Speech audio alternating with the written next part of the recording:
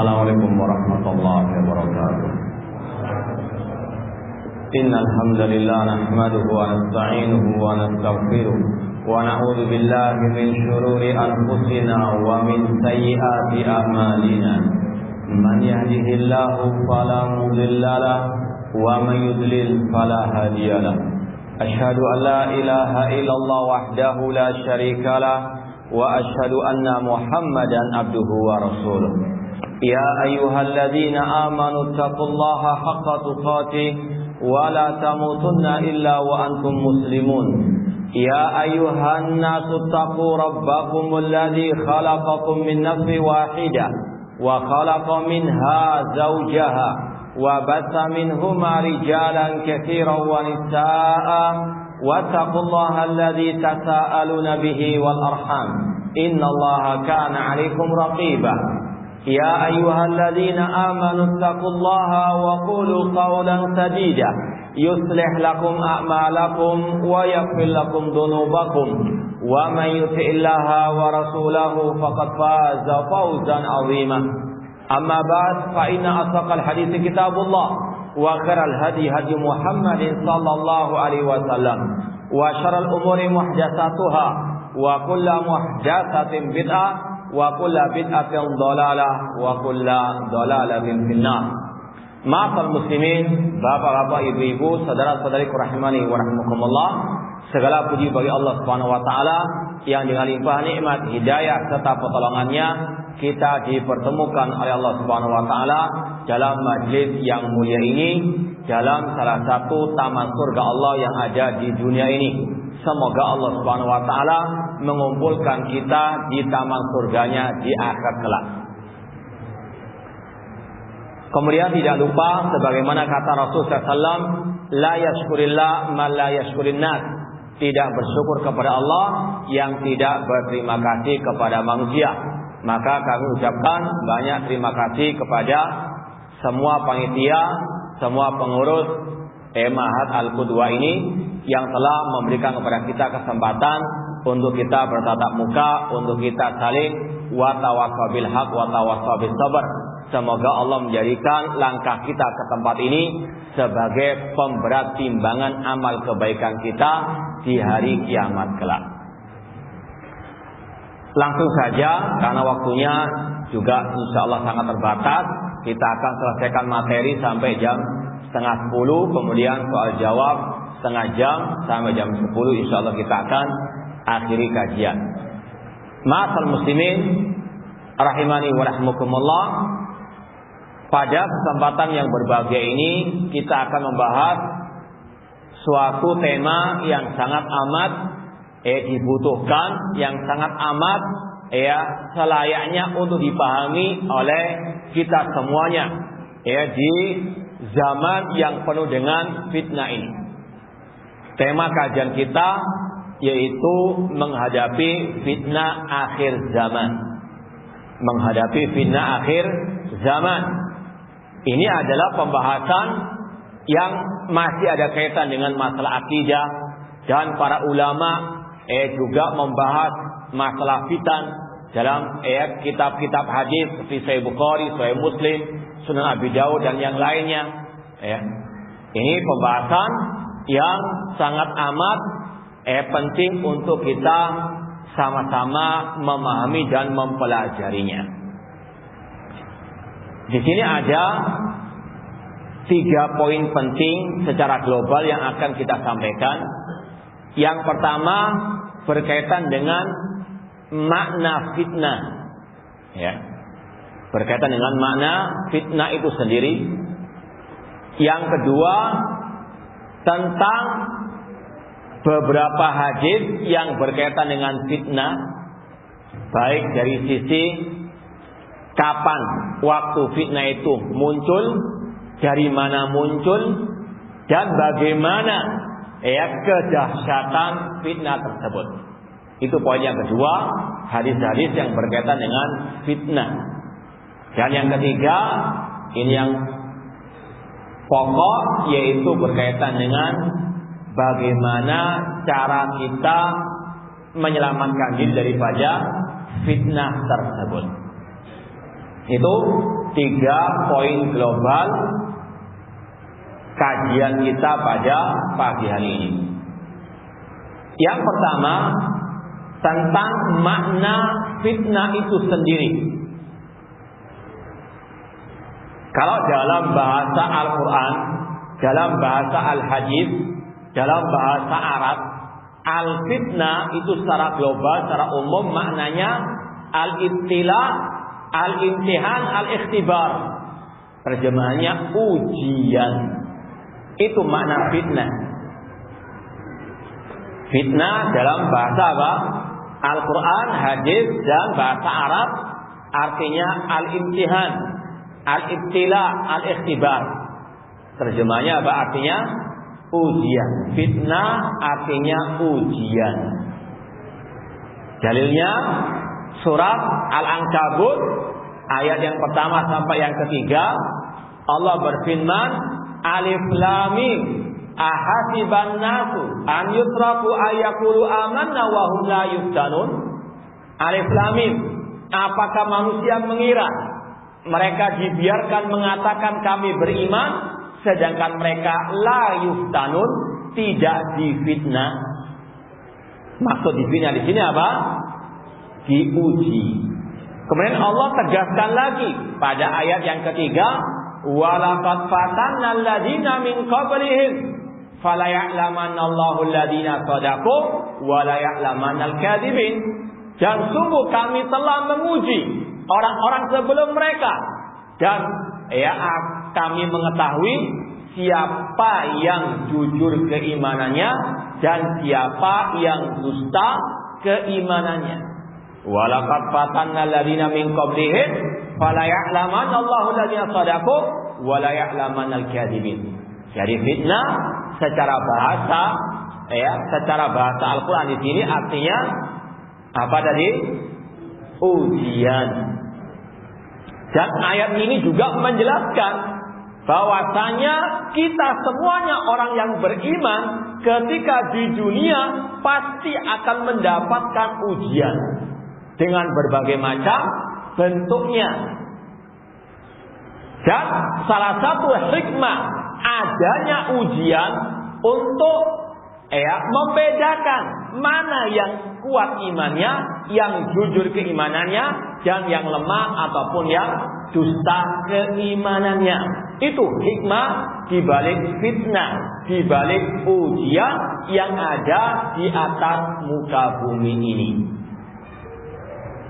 Kemudian makna fitnah juga dalam hadis kita mengenal istilah fitnah kubur. Apa arti fitnah kubur? Apa arti fitnah kubur itu? Ada nggak fitnah kubur itu? Wajib kita imani. Ada fitnatul khabar. Apa fitnatul khabar? Yaitu ujian. Pertanyaan malaikat Munkar wan Nakir, man rabbuka wa man nabiyuka wa ma dinuka. Ujian. Ya. Ini secara bahasa makna fitnah. Ini kita sampaikan agar kita tidak mencampur adukkan dengan makna fitnah dalam bahasa Indonesia. Karena dalam bahasa Indonesia fitnah itu artinya apa? Menuduh orang lain tanpa hak, menuduh orang lain dengan kedustaan. Itu namanya apa? Fitnah. Oh, jangan menfitnah, artinya jangan menuduh. Dan sering kita sampaikan, terkadang ada kosakata bahasa Indonesia yang diadopsi dari bahasa Arab, antara makna bahasa Indonesianya dengan makna bahasa Arabnya berbeda. Contoh, kamu jangan sirik sama saya. Apa arti sirik? Iri dengki. Padahal dalam Al-Quran syirik artinya apa? Menyekutukan Allah. Wa'budullah wa la tusyriku bihi syai'a. Beribadahlah kepada Allah, jangan kalian berbuat syirik, bukan berbuat dengki. Syirik di sini artinya apa? Menyekutukan Allah, haram. Bahkan ini adalah dosa yang paling besar, kezaliman yang paling zalim. Ini arti fitnah dalam bahasa Indonesia tidak sama dengan bahasa Arabnya, dengan bahasa Al-Qur'annya. Lebih parah dari itu, orang yang membawa kata-kata fitnah dipakai dalam bahasa Al-Qur'an, antara bahasa Indonesia dengan bahasa Al-Qur'an berbeda. Jangan engkau menfitnah aku, karena Allah berfirman, wal fitnatu asyaddu minal qatl. Fitnah lebih kejam daripada apa? Ini sudah salah kaprah dalam bahasa, salah menempatkan ayat lagi. Ulama tafsir mengatakan fitnah dalam ayat itu artinya al-kufru, kekafiran lebih dahsyat daripada apa? Pembunuhan. Dalam segi syariat saja, antara menuduh orang dengan membunuh, tentunya yang lebih besar dosanya yang mana? Membunuh. Kok ini dikatakan fitnah lebih kejam daripada apa? Membunuh versi Indonesia tadi. Nggak benar. Jadi ini harus diluruskan karena ini juga berkaitan dengan pensalahgunaan dalil. Contoh lagi dalam bahasa Indonesia, dia itu bukan muhrim saya. Betul nggak kata-kata ini? Yang betul apa? Mahram. Muhrim itu orang yang ihram untuk haji atau umrah. Yang betul dia bukan mahram saya. Sepupu perempuan itu bukan mahram saya. Artinya yang diharamkan untuk dinikahi itu mahram namanya. Kemudian ada lagi istilah bahasa Indonesia, silaturahmi. Orang banyak mengadakan reuni teman satu SMA dulu, satu SMP dulu dengan ditulis apa? Menjalin tali silatur. Padahal dalam istilah al-hadis ulama mengatakan silaturahim itu hanya untuk karib kerabat yang punya tali apa? Rahim dengan kita, karib kekerabatan dengan kita, bukan dengan semua orang. Lebih parah dari itu memakai hadis, man ahabba an yubsata fi rizqihi wa yunsa fi athari falyasir rahimahu. Barang siapa yang ingin dibentangkan rezekinya, dipanjangkan usianya, hendaklah dia menjalin tali silaturahim. Kemudian apa? Mengunjungi teman lama, mengunjungi guru yang dari SD dulu, padahal tidak ada kekerabatan, pakai hadis itu. Ini salah menggunakan apa? Dalil al-hadis. Bukan berarti kita nggak boleh berkunjung kepada teman. Boleh silakan. Akan tapi jangan pakai istilah apa? Hadis tadi silaturahim itu hanya untuk karib kerabat. Ini lawannya kalau silaturahim itu orang memperluas silaturahim untuk kerabat dan juga untuk yang lainnya. Sebaliknya ada kata dalam bahasa Indonesia yang asalnya dari bahasa Arab dipersempit, yang silaturahim diperluas. Ada lagi kata dalam bahasa kita yang dipersempit, yaitu kata ziarah. Misalnya Anda mengatakan, insya Allah Anda besok ziarah ke teman Anda. Mungkin sebagian orang mengatakan, loh sudah mati apa? Padahal ziarah itu dalam bahasa Arab, bahasa Al-Quran dan hadis itu lebih umum untuk yang mati dan untuk yang apa? Yang masih hidup. Tadi kebalikannya silaturahim. Kalau silaturahim hanya untuk karib kerabat, dalam bahasa kita diperluas untuk yang semuanya. Ziarah dalam bahasa Arab itu luas, di bahasa kita dipersempit. Makanya sekali lagi kita ingin pahamkan pembahasan kita fitnah versi Al-Quran hadis dan versi bahasa Arab. Tinggalkan dulu yang versi bahasa Indonesia. Paham ya? Jadi makna secara bahasa Arab, bahasa Al-Quran dan hadis, fitnah itu artinya ujian. Kemudian para ulama membahas ujian di dunia itu banyak. Allah mengatakan wa nabluukum atau wala nabluwannakum bi syai'in minal khaufi wal ju'i wa naqsin minal amwali wal anfusi was samarat. Sungguh kami kata Allah akan menguji kalian dengan apa? Wala nabluwannakum bi syai'in minal khauf, dari rasa ketakutan, wal ju' kelaparan, dan kekurangan dari harta, dari buah-buahan. Ini salah satu bentuk ujian. Ada pula ujian, kalau kita bisa ringkas dari pembahasan ulama, karena nggak mungkin kita bahas semuanya. Ada ujian itu terbagi menjadi dua. ujian dalam urusan agama dan ujian dalam urusan dunia. Ya. Tadi kelaparan itu ya ujian-ujian dalam urusan dunia. Adapun ujian dalam urusan agama ini yang lebih dahsyat. Itu ada dua.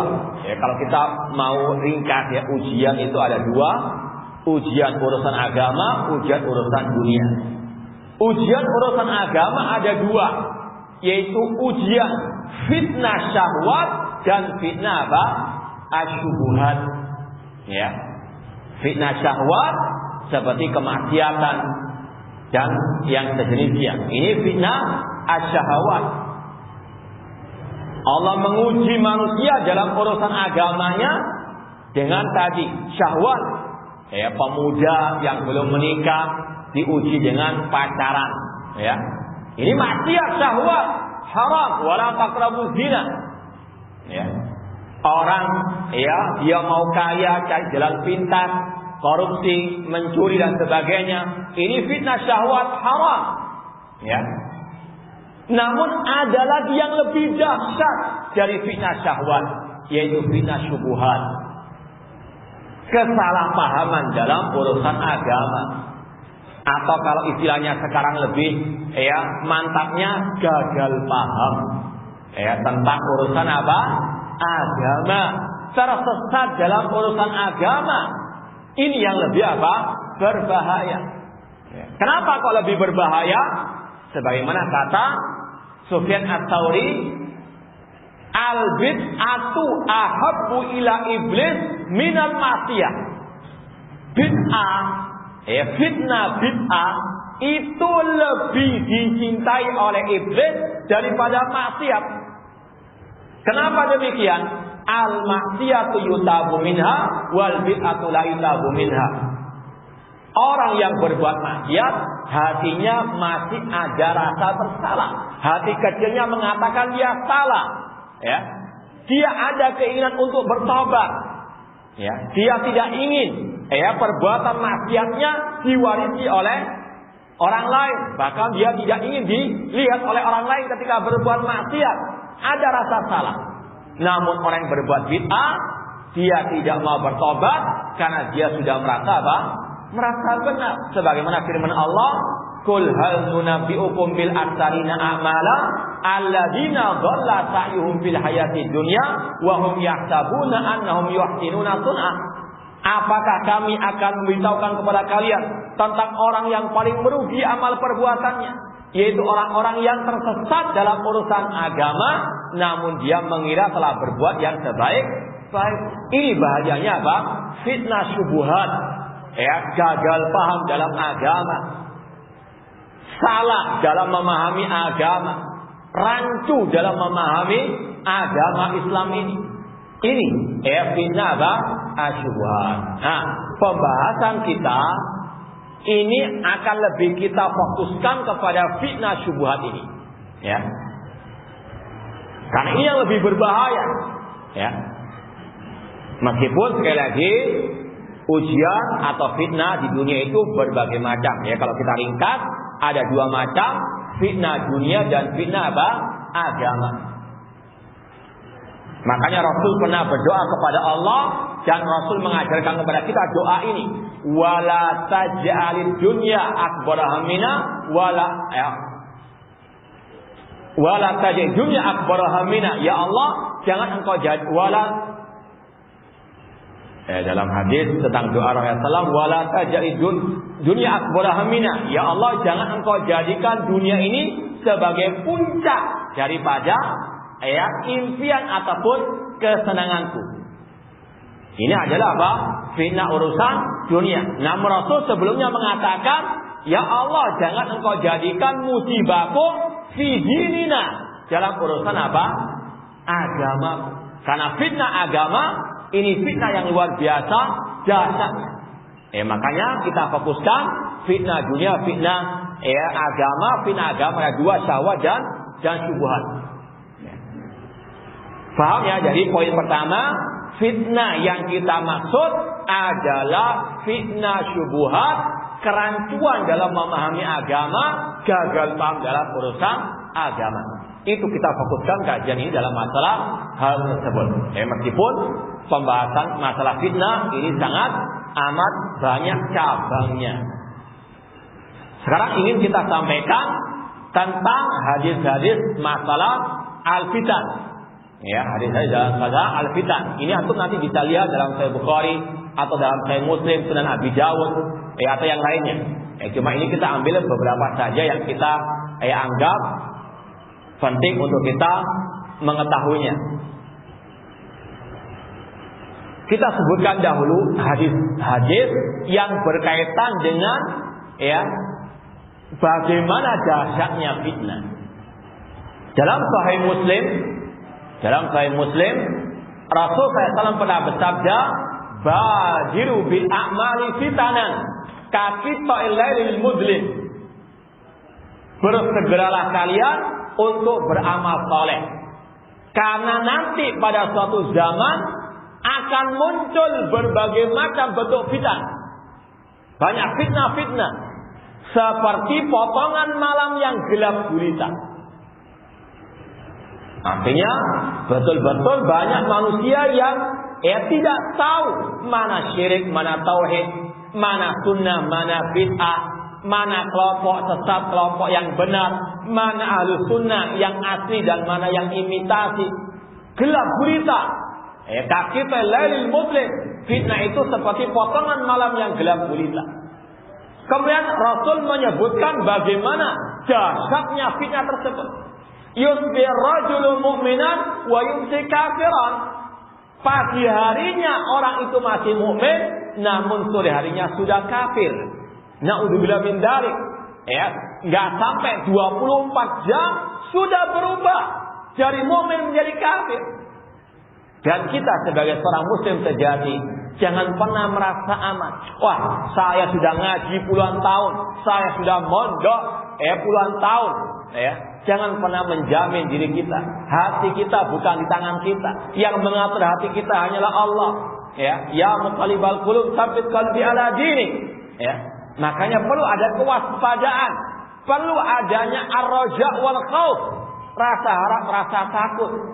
Jangan pernah mengatakan, ya Ustaz, saya sudah puluhan tahun ngaji tauhid, nggak mungkin saya jatuh ke dalam kesyirikan. Na'udzubillah min dzalik. Ini sombong. Jangankan kita, para nabi, bahkan Khalilullah, kekasih Allah, Nabi Ibrahim masih takut jatuh ke dalam kesyirikan. Maka beliau pun berdoa kepada Allah, wa janubani wa baniya an na'budal asnam. Ya Allah, jauhkanlah diriku dan anak keturunanku dari menyembah berhala. Ini Nabi Abul Anbiya, bahkan bapaknya para nabi, takut jatuh ke dalam fitnah syirik. Apalagi kita. Demikian pula dengan Nabi kita Muhammad sallallahu alaihi wasallam, yang merupakan sayyidu waladi Adam, tuannya anak manusia, manusia yang termulia. Meskipun demikian, beliau masih takut jatuh ke dalam kesyirikan. Makanya beliau berdoa kepada Allah, Allahumma inni a'udzubika an usyrika bika syai'an a'lamu wa astaghfiruka lima la a'lamu. Ya Allah, aku mohon perlindungan kepadamu dari berbuat syirik yang aku ketahui, dan aku mohon ampun kepadamu dari syirik yang tidak aku ketahui. Ini adalah apa? Rasa al-khauf, khawatir jangan sampai jatuh ke dalam fitnah kesyirikan. Makanya sekali lagi, harus kita betul-betul mawas diri, hati-hati, terutama di zaman yang penuh fitnah ini. Jangan pernah mengatakan tidak mungkin orang muslim jatuh ke dalam kesyirikan. Siapa bilang? Rasul telah bersabda, la taqumu sa'ah hatta talhaqa qaba'il min ummati bil musyrikin. Tidak akan tegak hari kiamat sampai kabilah-kabilah dari umatku mengikuti jejak orang musyrikin. Hatta ta'buda qabailu min ummatil awsan. Akan ada dari kabilah-kabilah umatku yang menyembah berhala. Ini sabda Rasul, dan beliau pasti benar sabdanya. Dan pasti terjadi ada kaum muslimin yang akan jatuh ke dalam kesyirikan. Makanya harus apa? Ada introspeksi, harus ada semangat untuk menjauhkan diri daripada kesyirikan. Diantaranya dengan banyak belajar tentang tauhid dan al-aqidah as-sahihah. Ini fitnah akhir zaman kata Rasul. Pagi harinya masih mukmin, sore harinya sudah kafir. Atau sebaliknya, yumsi mu'minan wa yusbih kafiran. Sore harinya masih mukmin, pagi harinya sudah kafir. Enggak sampai 24 jam bisa berubah. Ya muqallibal qulub tsabbit qalbi ala dinik. Jangan pernah sekali lagi merasa aman dari ujian ini. Apalagi Rasul telah mengatakan akan ada orang yang murtad dalam waktu yang sekejap. Kemudian kata Rasul, di antara sebabnya bi'udinahu bi'aradin minad dunya. Orang itu murtad, orang itu pindah akidah karena dia menjual agamanya, menjual akidahnya untuk mendapatkan urusan dunia. Na'udzubillahi min dzalik. Maka harus kita betul-betul mawas diri, harus betul-betul menjaga akidah ini, menjaga agama ini. Jangan sampai kita jual dengan dunia yang fana, yang hina-hina ini. Ini salah satu hadis yang selayaknya untuk kita terus tanamkan, camkan dalam benak kita. Awas, ini fitnah akhir zaman luar biasa dahsyatnya. Bisa berubah dalam sekejap. Dunia bisa menjadikan orang buta, bisa menjadikan orang tenggelam dalam kesyirikan, kekafiran. Na'udzubillah min dzalik. Ini hadis yang pertama.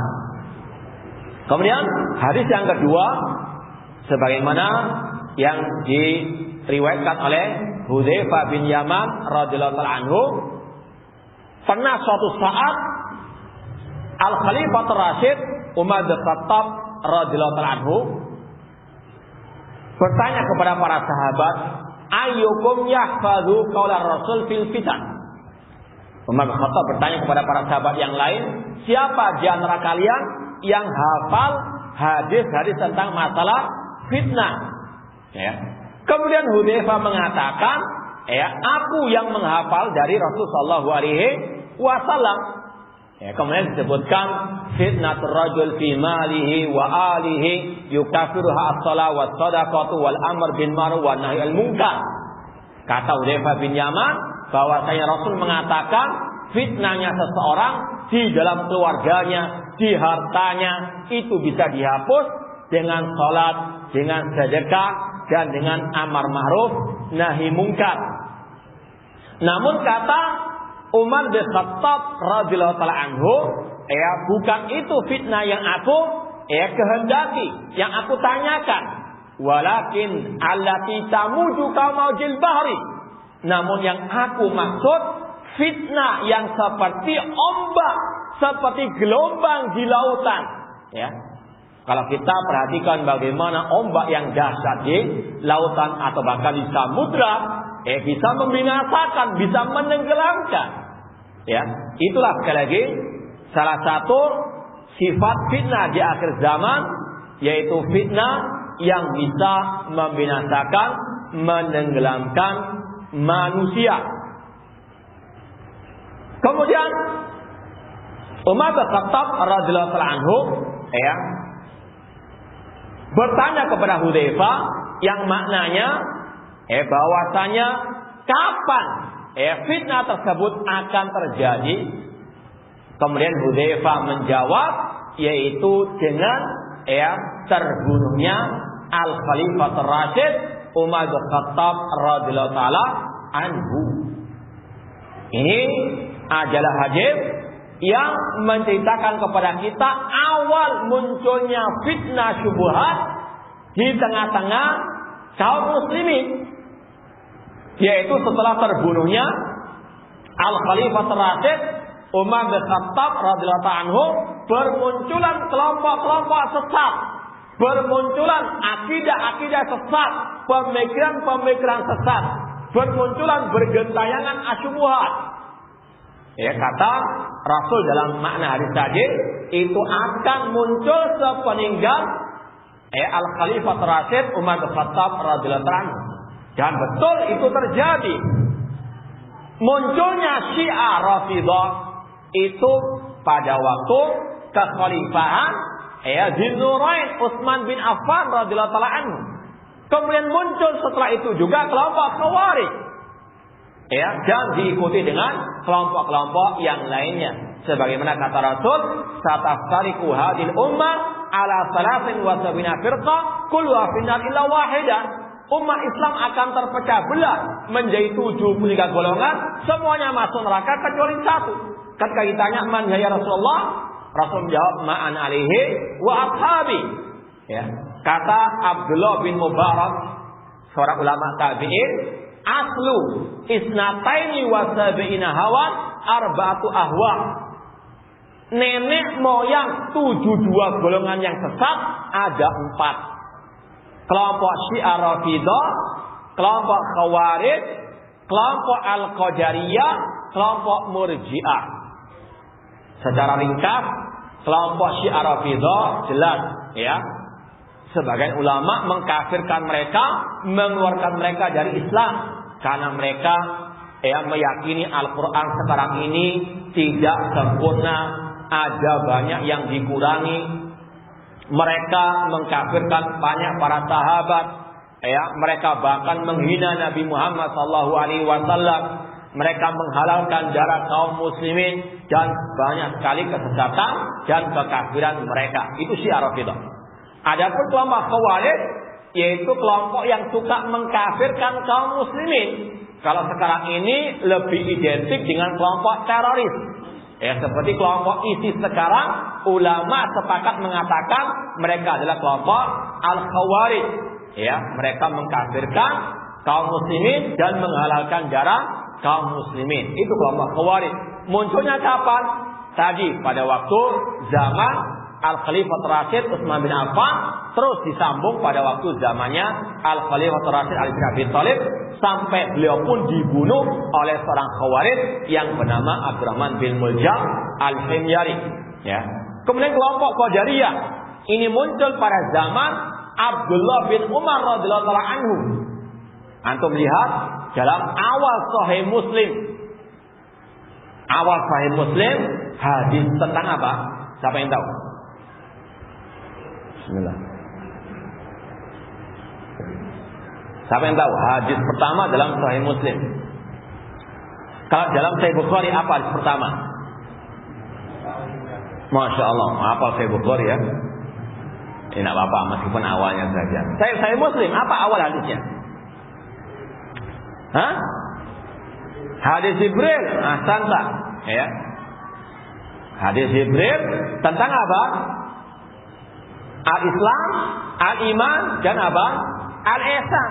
Sebelum hadis Jibril ada kisah antara dua orang tabi'in yang bernama Yahya bin Ya'mar dan Humaid bin Abdurrahman Al-Himyari. Dua orang ini dari negeri Basra, Irak, datang ke kota Mekah untuk haji atau umrah dan sekalian untuk menimba ilmu dari para sahabat dan sekaligus minta fatwa tentang kelompok Qadariyah yang muncul di negeri Basra. Ini awal munculnya apa? Kelompok Al-Qadariyah masih di zaman sahabat Rasulullah SAW. Kemudian yang keempat, kelompok Murji'ah, mereka mengatakan iman itu hanyalah ucapan dan keyakinan.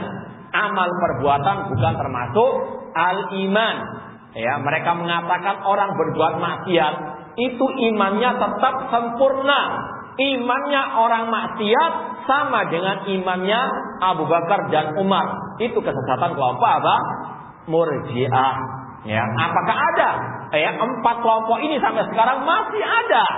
Kalau Syiah Rafidah jelas ada negaranya di Iran dan sudah mau melebarkan sayapnya di Irak, di Libanon, di negeri Yaman yang sekarang lagi dikudeta oleh mereka. Kita mohon kepada Allah semoga Allah membinasakan kelompok Syiah Rafidah di mana saja mereka berada. Kelompok Khawarij masih bergentayangan sampai di negeri kita juga. Adanya kelompok teroris demikian dengan ISIS. Itu kelompok Khawarij. Kelompok Qadariyah masih ada. Dai-dai yang mengatakan manusia itu berbuat tanpa ada campur tangan dari Allah Subhanahu wa taala. Ini adalah apa? Ucapan kelompok Qadariyah yang mengingkari takdir Allah. Itu namanya kelompok Qadariyah. Yang mengatakan ada perbuatan manusia yang tidak ditakdirkan oleh Allah. Ya. Contoh yang lain yang masih ada, ya, arah kepada kelompok Qadariyah. Ada orang yang mengatakan ketika orang itu mati bunuh diri, itu banyak kita dengar orang ini mendahului apa? Takdirnya. Karena dia apa? Membunuh dia. Seolah-olah tidak ada takdir Allah dalam, ya, orang itu mati lewat bunuh diri tadi. Ini tidak benar. Ini ucapan kelompok Qadariyah.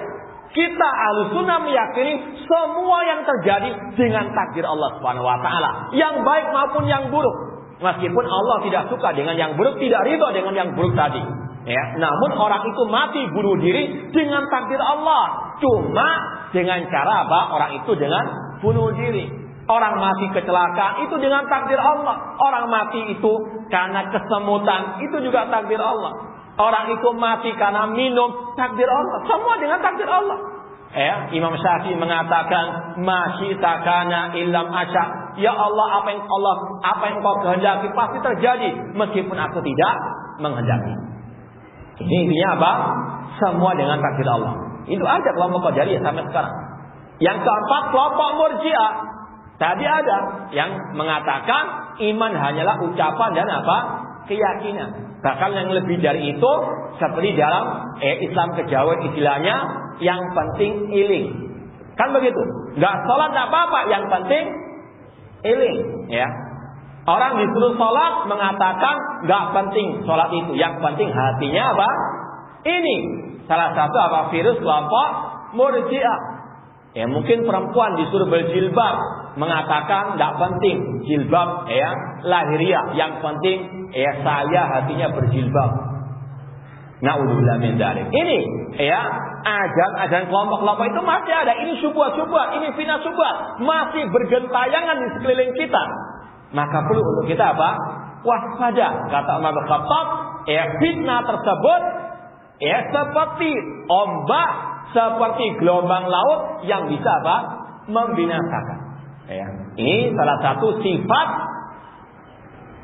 al-fitan, fitnah di akhir zaman, yaitu bisa menenggelamkan manusia, membinasakan manusia ke dalam kesesatan. Sebagaimana kelompok-kelompok yang Rasul sampaikan tadi, ada 72, nenek moyangnya ada berapa? Apa saja itu? Syiah,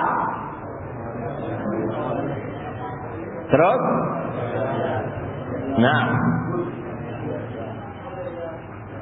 ya intinya 4 kelompok itu nenek moyang dari semua kelompok yang ada sekarang. Itu ujung-ujungnya keempat tadi, ya. Ujung-ujungnya apa? Keempat tadi. Dengan segala perkembangan mereka dan bertambahnya kebidaan-kebidaan tersebut, cuma nenek moyangnya ada 4, sebagaimana kata Al-Imam Abdullah bin Mubarak rahimahullah ta'ala. Ada sebagian ulama menambah lagi, di antara nenek moyang kelompok sesat ada 5 yang terakhir, yang kelima, yaitu kelompok Al-Jahmiyah. Kelompok Jahmiyah yang dipelopori oleh Jahm bin Safwan, yang berguru kepada Ja'ad bin Dirham, yang berguru kepada Aban bin Sam'an, berguru kepada Talut berguru kepada Labid bin Al-Asam al-Yahudi. Silsilahnya kelompok Jahmiyah kepada orang Yahudi seperti Syiah, silsilahnya kepada siapa? Abdullah bin Sabah al-Yahudi. Kelompok Jahmiyah namanya juga nggak ada sekarang, cuma pemikirannya, akidahnya masih ada. Kata para ulama, di antara pemikiran sesat kelompok Jahmiyah mengatakan akhirat tidak kekal, surga neraka tidak kekal. Itu pemikiran kelompok Jahmiyah. Apakah masih ada sekarang ini?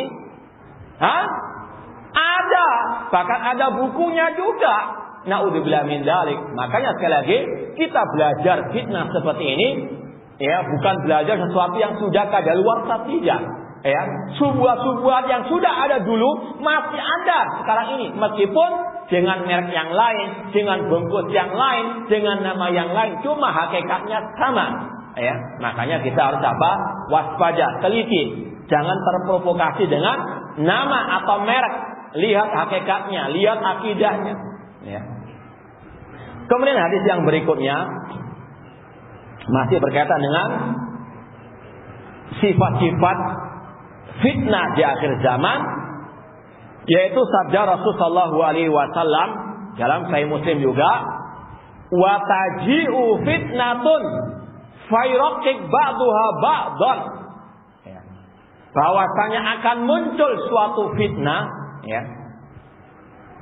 yang mana semakin lama semakin membesar, sampai orang mukmin mengatakan hadhihi muhlikati, ini adalah saat-saat yang membinasakanku. Karena dasarnya fitnah tersebut. Bahkan fitnah itu semakin lama, semakin hari, semakin bertambah, semakin besar. Ujian bagi orang mukmin semakin luar biasa. Terutama bagi yang berpegang teguh dengan at-tauhid dan sunnah. Dan itu yang mungkin bisa kita rasakan sekarang. Mungkin dulunya kita masih di riba.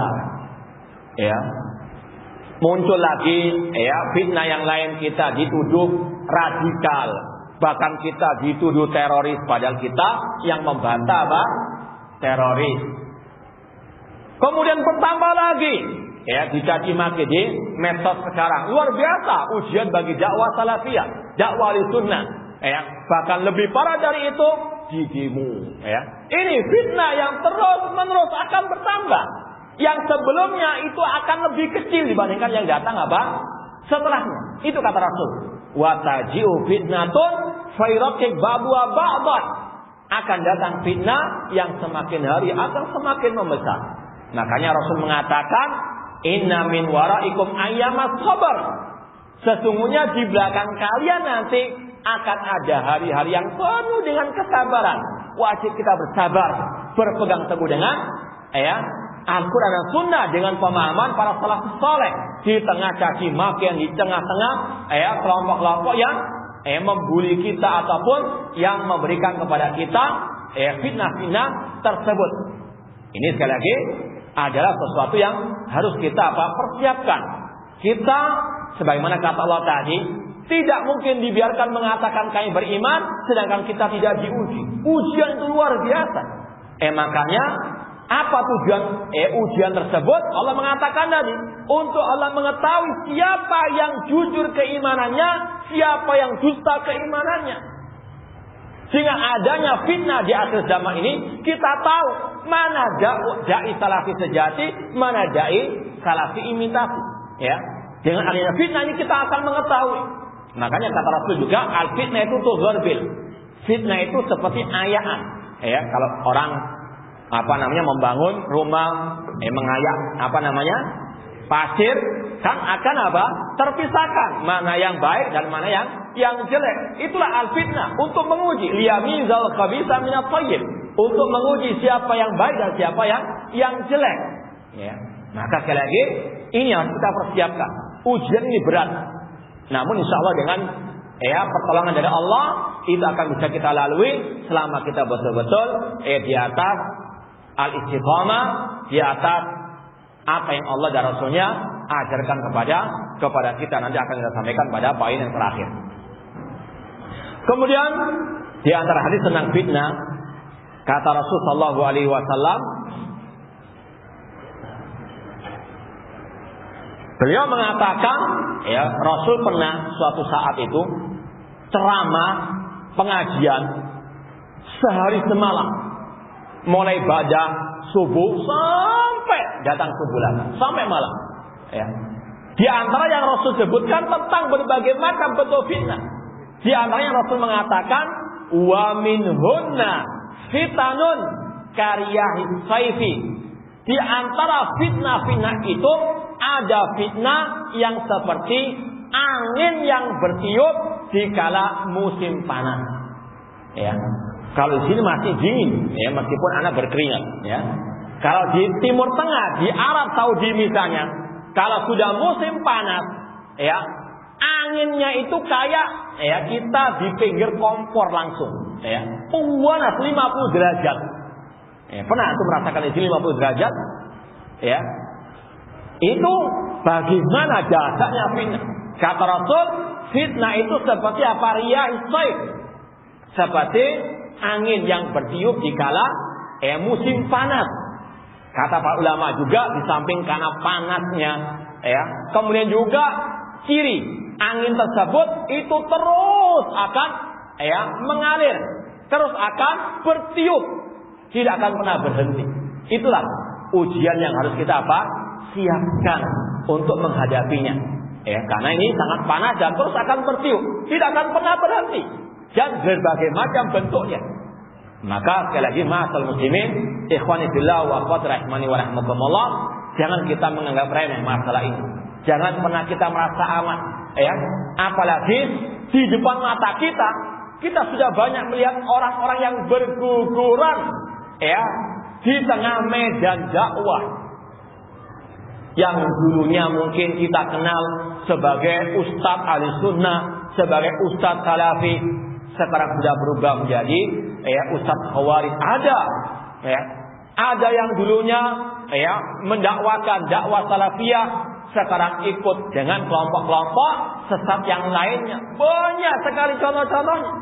Makanya kita mohon kepada Allah, ya muqallibal qulub tsabbit qalbi ala dinik. Inilah dahsyatnya fitnah, apalagi dengan adanya medsos sekarang. Maka hati-hati.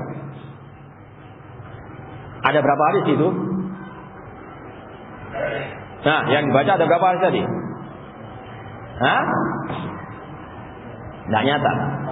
Ada 4, ya. Kemudian yang berikut yang kelima, Rasul mengatakan tu'radul fitan, masih Sahih Muslim. Tu'radul fitanu alal qulub kal hasir. Fitnah itu akan dipaparkan kepada hati-hati kita kal hasir, udan-udan, seperti tikar. Ada satu helai, kalau kita masang tikar kan satu helai, ya. Kata Rasulullah, udan-udan, fa ayyu qalbin asrabaha nukita fihi nuktatun sauda. Setiap hati yang menerima fitnah tersebut akan ditulis tinta hitam di dalam hatinya. Wa ayyu qalbin ankaraha nukita fihi nuktatun bayda. Namun hati mana saja yang mengingkari fitnah tersebut, maka akan ditulis tinta putih di dalamnya. Hatta tasira ala qalbain, sehingga manusia itu terbagi menjadi 2 hatinya.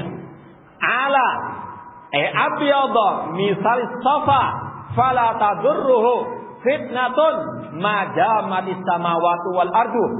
Ada hati yang putih bersih, ya, seperti as-safa, seperti marmer mungkin, ya. Dan hati itu tidak akan ternodai, tidak akan dimudaratkan oleh fitnah manapun selama adanya langit dan bumi. Namun yang kedua, ada hati yang aswad, yang hitam, ya. Ada hati yang hitam, kata Rasul sallallahu alaihi wasallam, ya. Hati yang hitam ini yang tidak mengetahui, kata Rasul, al-ma'ruf minal munkar. Tidak tahu mana yang ma'ruf dan mana yang munkar, ya. Naudzubillahi min dzalik. Sebagaimana kata Rasul, kalkuzi mujakhiyan, seperti gelas yang dibalik. La ya'rifu ma'rufan, dia tidak tahu yang ma'ruf, wala yumkin mungkaran, tidak mengingkari yang mungkar, illa ma usyiba min hawa, kecuali apa yang sesuai dengan hawa nafsunya. Riwayat Bukhari dan Muslim. Jadi dari kelima hadis tersebut, kata para ulama, di antara ciri fitnah, yang pertama gelap gulita, ya. Yang kedua seperti ombak di lautan yang menerjang sampai bebatuan yang besar, karang yang besar bisa hancur, ya, apalagi kita. Yang ketiga, apa sifatnya tadi? Seperti angin di musim panas. Yang keempat, apa sifatnya tadi?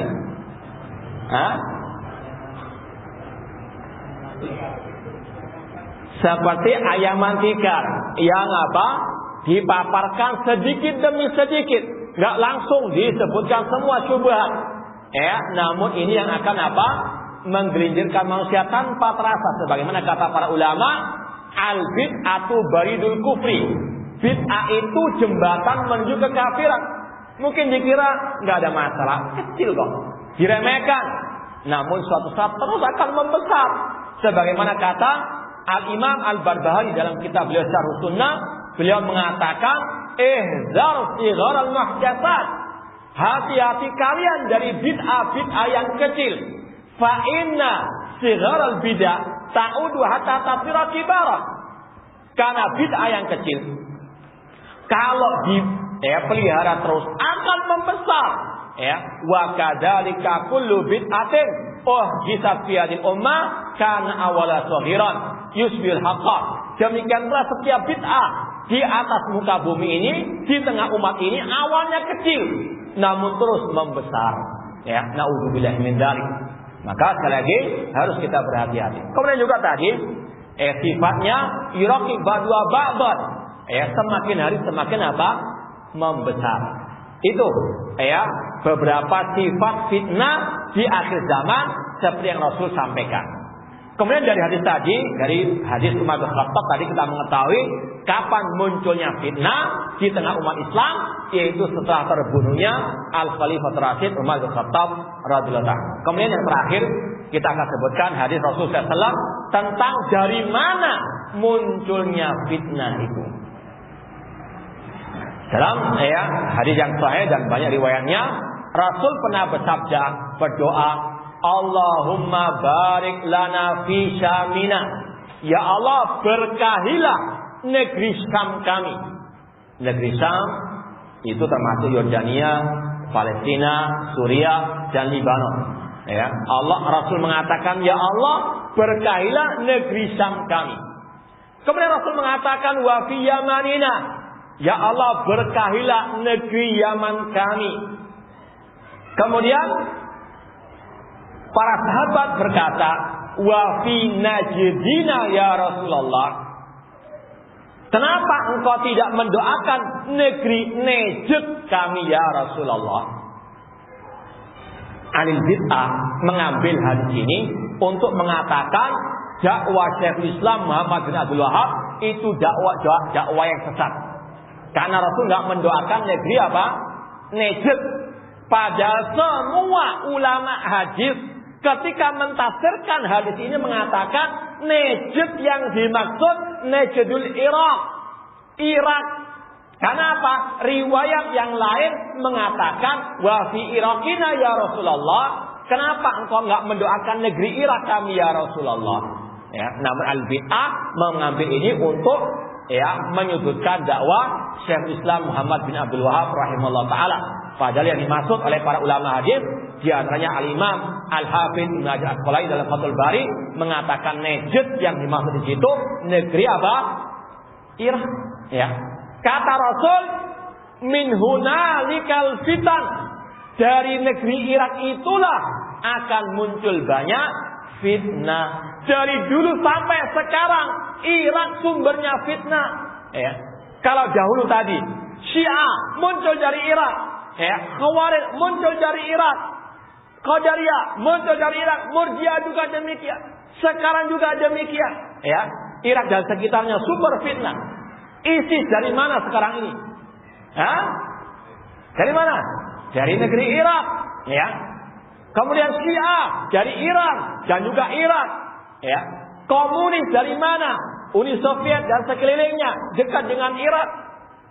Ini kata Rasulullah SAW sumber fitnah. Maka sekali lagi harus ada kewaspadaan.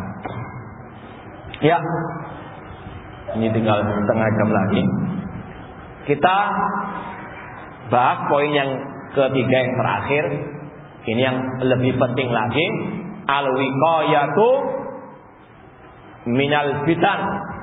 Bagaimana kita menghadapi fitnah, menghadapi fitnah akhir zaman. Bagaimana kita menyelamatkan diri kita dari segala bentuk al-fitan. Sebenarnya banyak pembahasan masalah ini, cuma yang lebih ringkas ini ada makalah dari Syekh Abdul Razak bin Abdul Muhsin Al-Abbad, di web beliau ada beberapa poin tentang bagaimana menghadapi atau menyelamatkan diri dari segala bentuk fitnah akhir zaman, terutama fitnah asyubuhat. Rasul pernah bersabda, as-sa'id man junnibal fitan. Orang yang berbahagia adalah orang-orang yang dijauhkan dari segala bentuk al-fitan. Semoga Allah menjauhkan kita dan menyelamatkan kita dari segala bentuk fitnah yang nampak maupun yang tersembunyi. Yang pertama yaitu dengan takwa Allah Azza wa Jalla. Bertakwa kepada Allah Azza wa Jalla. Salah satu senjata menghadapi fitnah dengan bertakwa kepada Allah. Ini diambil dari kisah seorang ulama tabi'in yang bernama Talq bin Habib rahimahullah ta'ala. Pada zaman ulama tabi'in atau pada zaman tabi'in itu gencar-gencarnya muncul fitnah. Berbagai aliran kelompok muncul. Yang sudah ada berkembang, yang belum ada muncul. Itu pada zaman tabi'in. Kemudian ada orang-orang yang mendatangi Talq bin Habib rahimahullah ta'ala. Mereka mengatakan, qad waqa'atil fitan. Wahai Talq bin Habib, telah terjadi banyak fitnah sekarang ini. Wa kaifa nattaqiha? Bagaimana kita menghadapi fitnah itu? Ini pada zaman siapa? Tabi'in, yang merupakan salah satu generasi utama. Banyak fitnah, apalagi apa? Di zaman sekarang ini, apalagi dengan dunia mayanya, apalagi dengan dunia medsosnya. Nggak tahu kalau dunia lain. Namun ini yang ada apa? Di hadapan kita luar biasa fitnah tersebut. Kata orang-orang tersebut, wahai Talq bin Habib, bagaimana kita menghadapi fitnah di akhir zaman ini? Bagaimana kita menghadapi fitnah ini? Kata beliau, ittaquha bittaqwa. Hadapi fitnah ini dengan bertakwa kepada Allah Subhanahu wa taala. Kemudian beliau ditanya lagi, ajmil lana taqwa. Apa itu arti takwa yang bisa menyelamatkan kita dari segala bentuk apa? Fitnah. Maka Talq bin Habib mengatakan, at-taqwa an ta'mala bi ta'atillah ala nurin minallah tarju sawaballah. Ini definisi takwa yang luar biasa, indahnya dan sempurnanya. Takwa adalah engkau melaksanakan ketaatan kepada Allah di atas cahaya dari Allah, di atas dalil dari Al-Quran maupun Sunnah Rasulullah SAW dalam rangka mengharapkan pahala dari Allah. Wa antatruka maksiatallah ala nurin minallah takhafu iqaballah. Dan engkau meninggalkan maksiat kepada Allah di atas cahaya dari Allah dalam rangka takut azab Allah. Ini luar biasa takwa. Kalau kita betul-betul jalankan, kita pegang erat, insya Allah kita akan selamat di dunia wal akhirat. Namun takwa yang sebenarnya ini Yang pertama, menjalankan perintah Allah, meninggalkan larangan Allah. Namun tidak cukup, harus diiringi dengan dua hal, yaitu al-ikhlas wal ittiba, tarju sawaballah. Mengharapkan apa? Pahala dari Allah. Kita belajar ilmu agama hanya untuk mengharapkan ridha Allah. Kita berdakwah hanya untuk mengharapkan ridha dari Allah. Kalau kita sudah salah takwanya, ini fatal akibatnya. Dai yang salah niatnya, ini berbahaya bagi umat. Bisa menjual agamanya, bisa menjual akidah manhajnya. Karena apa? Tidak mengharapkan pahala dari Allah. Karena takut dibully, karena takut dicaci maki, maka dia pun apa? Diam, nggak mau dakwah tentang tauhid, nggak mau berantas kesyirikan. Dakwanya yang apa? Aman-aman saja. Yang penting bapak senang, yang penting abang sayang. Ini berat. Mengharapkan ridha manusia, mencari muka di hadapan manusia, padahal dia punya muka. Namun masih mencari apa? Muka di hadapan orang lain. Ini berbahaya. Bisa menggadekan akidah ataupun manhajnya. Makanya takwa yang paling luar biasa di zaman seperti ini. Banyak dai yang gugur manhaj dan akidahnya gara-gara yang satu ini. Karena apa? Cari ridho manusia. Padahal Rasul mengatakan manil tamasa ridallah bisukhin nas radhiyallahu anhu wa adabihin nas. Barang siapa mencari keriduan Allah meskipun dengan dimurkai oleh manusia, dibuli oleh manusia, maka Allah tetap ridha kepadanya dan Allah akan buat orang-orang lain ridha kepadanya. Pasti ada orang yang suka dengan dia, meskipun orang yang dia suka juga ada. Pasti ada pro dan kontra. Namun yang penting ridha Allah. Ini yang harus dapat dicamkan oleh kita semuanya. Ya, dalam berpegang dengan sunnah ini pahit, namun insya Allah itu obat, itu penyelamat di dunia wal akhirah. Ya, namun kalau sudah tidak ada tarju sawaballah, ya, enggak mengharapkan pahala dari Allah, hanya mengharapkan pujian manusia. Saya kalau berdakwah tauhid, saya memerangi kesyirikan, orang akan banyak lari, orang akan banyak mencaci maki saya. Kalau saya mengkritik, membantah kelompok sesat, nanti banyak orang yang mencela saya. Nanti akan ada orang yang mengucilkan saya. Kalau sudah niatnya nggak beres, ini bahaya. Akan ikut arus fitnah, akan ikut aksi ini, aksi itu dan seterusnya. Karena apa? Tidak punya pegangan ridha Allah Subhanahu wa taala. Imam Asy-Syafi'i mengatakan ridhon nas ghayatul la tudrak.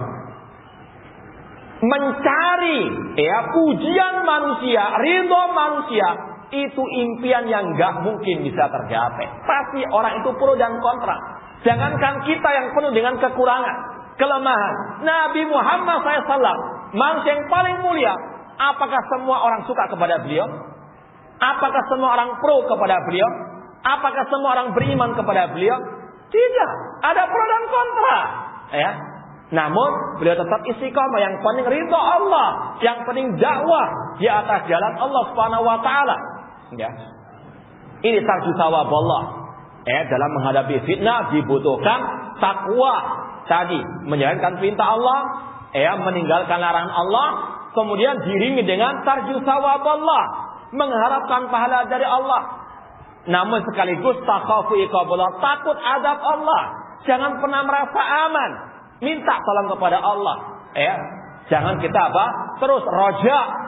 Harus ada ar-raja wal khauf. Rasa harap dan rasa takut. Ini takwa yang insya Allah akan menyelamatkan kita dari segala bentuk fitnah di akhir zaman ini.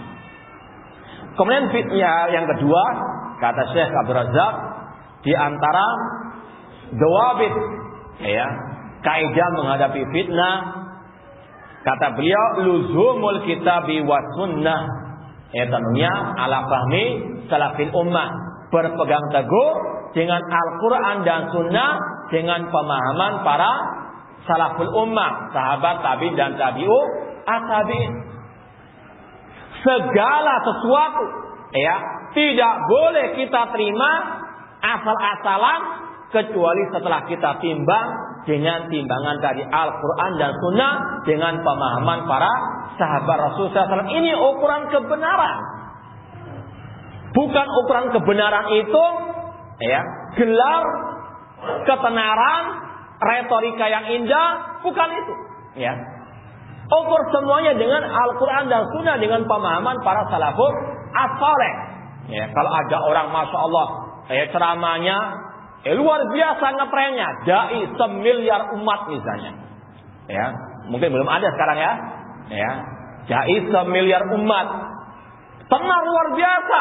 Namun kalau akidahnya sesat, mengatakan Allah di mana-mana, tidak apa-apa, tabaruk dengan kuburan, dengan orang yang telah mati dan sebagainya, melegalkan semua kelompok-kelompok sesat, mengatakan semuanya benar. Nah ini jelas dai yang sesat, meskipun semiliar umat. Karena Al-Quran dan Sunnah mengingkarinya, para salafus saleh mengingkarinya, menyimpang dari ajaran para salafus as-saleh. Ini harus kita jadikan timbangan. Ada profesor doktor mengatakan misalnya, Nabi Muhammad tidak jamin masuk surga. Kita timbang. Jangan kita lihat, kan dia profesor pasti benar. La'udzubillah min dzalik. Ini ukuran yang salah. Fitnah akhir zaman itu kita ukur dengan tadi Al-Quran dan Sunnah, dengan pemahaman para salafus saleh. Dalam kita mencari ustadz, mencari orang yang bisa kita ambil ilmu agamanya, timbang dengan Al-Quran dan Sunnah Rasulullah SAW. Apakah ucapannya Al-Quran dan Sunnah dengan pemahaman para salafus saleh, ya, atau dia mentakwil-takwil dengan otaknya sendiri? Timbang, ya. Ukuran kita tadi Al-Quran dan Sunnah dengan pemahaman para salafus saleh. Person-person, individu-individu kita nggak ada yang masuk dari apa? Dari kesalahan. Ukur semuanya dengan Al-Quran dan Sunnah. Ucapannya betul tidak sesuai dengan Al-Quran dan Sunnah dengan pemahaman para salafus saleh. Contoh yang ringan saja. Kalau ada dai mengatakan Allah itu tidak di atas langit, arti istawa itu istaula. Istawa artinya menguasai kata mereka. Maka kita ingat, ucapan para salaf bahwasannya Allah fis sama. Al-Quran, kata para ulama ribuan dalilnya. Hadis demikian pula ucapan para sahabat, ucapan para tabi'in dan yang setelahnya. Imam Al-Auza'i mengatakan, kunna wattabi'un mutawafiruna naqul anallahu fis sama. Kami dan para tabi'in sepakat mengatakan Allah di langit, di atas langit.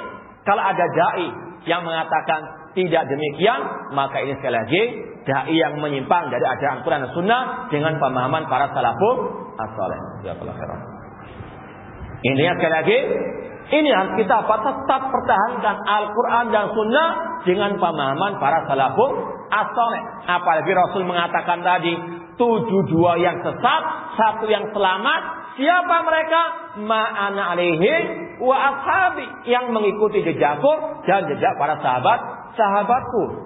Demikian pula Rasul ketika menceritakan akan terpecah umat Islam. Wa man ya'is minkum fasara ikhtilafan katsira. Barang siapa yang hidup setelahku nanti, dia akan melihat perselisihan yang banyak. Apa solusinya? Rasul mengatakan, alaikum bisunnati wa sunnatil khulafar rasyidin. Pegang sunnahku dan sunnah para khulafa ar-rasyidin. Ini solusinya. Ini senjata kita menghadapi al-fitan. Bukan ikut arus, bukan ikut kilawakal, ucapan yang tidak ada dalilnya. Kita lihat ada seorang ustadz meskipun gelarnya profesor doktor, kalau menulis hanya dari akalnya, dari logikanya, dari analognya, maka kita harus apa? Timbang dengan Al-Quran dan Sunnah Rasul sallallahu alaihi wasallam. Tidak boleh, karena gelar kita apa? Langsung ikuti. Ini sekali lagi kaidah yang kedua, menyelamatkan diri dari segala bentuk fitnah di akhir zaman. Yang ketiga,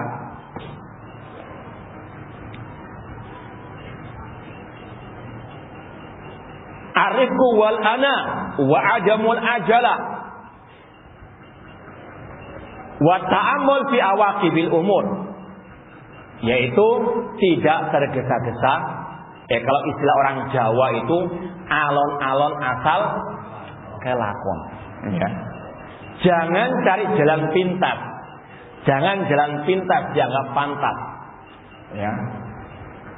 Contoh, kelompok teroris, mereka tidak sabar, tidak alon-alon. Inginnya apa? Sekali bom langsung tegak khilafah Islamiyah, langsung jaya umat Islam. Ini khayal, ini bukan main sulapan. Perlu apa? Tadi kesabaran. Kemudian apa? Alon-alon. Perlahan-lahan sebagaimana Rasul dahulu 13 tahun di kota Mekah dakwanya tentang tauhid.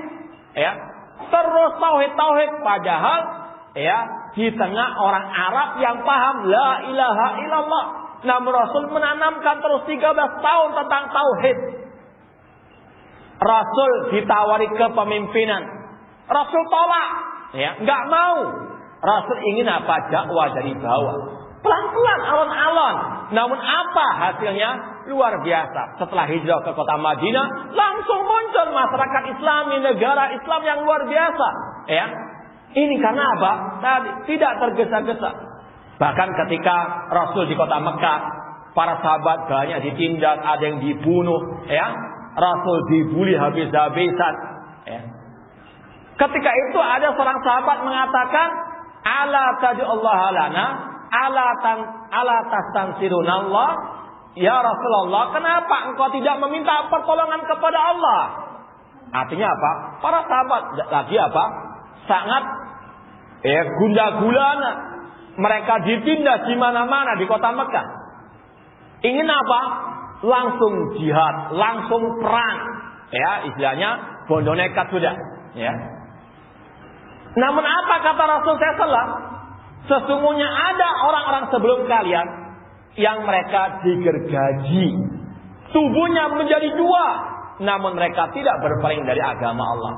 Ada yang disisir dengan sisir besi, namun mereka tidak berpaling dari agama Allah. Walakinnakum tastajilun, akan tapi kalian apa? Tergesa-gesa. Kalian belum punya kekuatan. Sabar dulu. Jangan apa angkat senjata menghadapi orang kafir. Bukan seperti kelompok teroris yang ada sekarang ini. Hanya modal mercon, maunya apa? Melawan orang kafir yang punya apa nuklir dan seterusnya. Ini adalah apa? Tergesa-gesa. Ini berbahaya dalam menghadapi fitnah di akhir zaman. Demikian pula kita ketika misalnya dakwah, ceramah, baru 1 hari, pengennya apa? Umat semuanya berkumpul. Ingin semuanya apa? Ngefan kepada dia. Akhirnya apa? Banting harga, banting akidah dan manhaj. Awalnya dakwahnya kepingin apa? Akidah manhaj. Namun karena tergesa-gesa ingin hasil yang nampak. Kok saya ini kajian yang datang cuma 2 orang, 3 orang, 4 orang, 10 orang. Itu pun ganti-gantian rolling. Ada yang bolos, ada yang masuk. Akhirnya apa? Kalau saya dakwah tauhid terus, nggak akan ada orang yang apa? Datang. Maka banting. Setir. Wah, kalau begitu tutup kitab akidah. Bahas masalah keharmonisan rumah tangga saja. Keliling kemana-mana. Kajiannya apa? Keharmonisan rumah tangga. Sampai dengan al-bid'ah pun harmonis. Ini karena apa? Tadi tidak adanya perasaan alon-alon asal apa? Kelakon. Bukan berarti kita alon-alon itu jangan tauhid dulu, salah. Ini orang salah persepsi. Jangan tauhid dulu Ustaz, akhlak dulu Ustaz biar menarik hati orang. Ini keliru. Rasul alon-alonnya dengan tauhid, bukan dengan apa? Masalah rumah tangga. Ini yang akan mengokohkan umat. Namun kalau jamaah jangan didoktrin terus dengan keharmonisan rumah tangga sampai terakhir apa? Jamaah nggak tahu mana ahli bid'ah, mana ahli sunnah, terus harmonis sama semua ahli bid'ah. Naudzubillah min dzalik. Alon-alon asal kelakon jangan disalahpahami. Alon-alon asal kelakon ini sesuai dengan apa? Tuntunan Rasulullah SAW. Dakwah tauhid terus, sunnah terus, memberantas syirik bid'ah terus. Meskipun dengan bil hikmah wal mau'izati al-hasanah, namun tetap dipegang erat metode Rasul dan para sahabat dalam apa? Berdakwah. Wala tastajilu, jangan tergesa-gesa. Kepinginnya semua orang ikut dakwah salafiyah, kemudian apa? Banting harga akidah dan manhaj. Dan itu terjadi. Bahkan ada istilahnya media dakwah lah. Itu syaratnya gak boleh dakwah memerangi syirik, cukup dakwah tauhid.